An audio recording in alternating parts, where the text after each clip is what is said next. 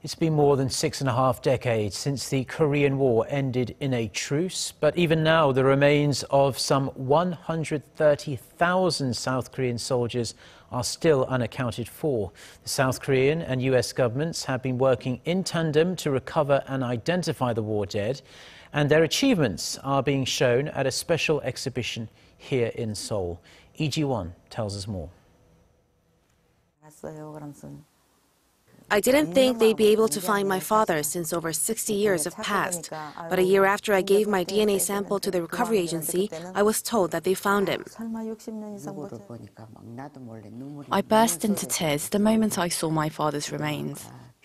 After 67 years, these families have finally been reunited with their fathers and brothers, brave men who made the ultimate sacrifice during the 1950 to 1953 Korean War.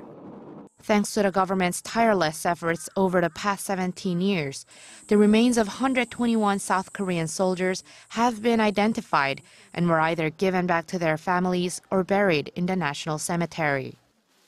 To share their stories, a joint exhibition by the Ministry of National Defense Agency for Killed in Action Recovery and Identification and the National Museum of Korean Contemporary History opened on Tuesday in central Seoul.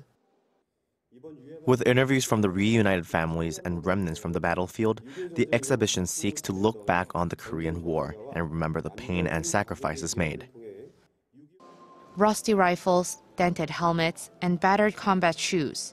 Some 2,500 recovered items are on display to help visitors get a sense of how perilous the battlefields would have been and the long days and nights the soldiers had to endure.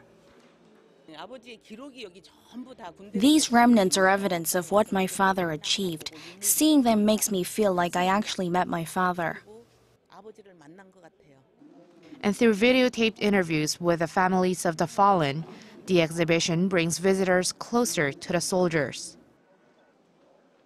It will remind them that all these young men that went to war had a story, and they lived lives, they breathed. And to come and to see this, I think it really hits home. And it drives what we do as an organization. It drives what MACRI does as an organization. And that's to go out and find and return these young men to the families that miss them so. The 2-month-long exhibition also displays the detailed process of returning the fallen heroes to their families, from locating them to identifying them, showing visitors the long journey to bring these brave men back to their families.